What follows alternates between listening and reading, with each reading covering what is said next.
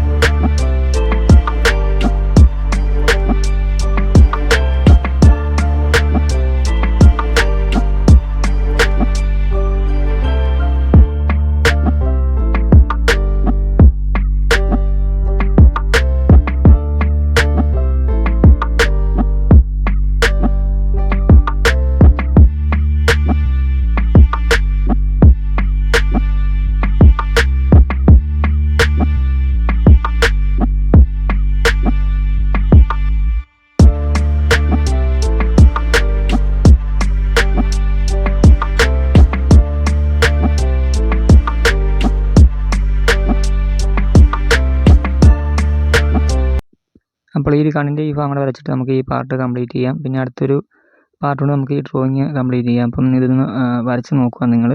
അപ്പം വീഡിയോ ഇഷ്ടമായി തീർച്ചയായും ലൈക്ക് ചെയ്യുക, അതുപോലെ തന്നെ ട്രൈ ചെയ്ത് നോക്കുക. പിന്നെ നിങ്ങളുടെ ഫ്രണ്ട്സ് ഉണ്ടെങ്കിൽ അവർക്ക് വീഡിയോ ഒന്ന് ഷെയർ ചെയ്ത് സപ്പോർട്ട് ചെയ്യുക.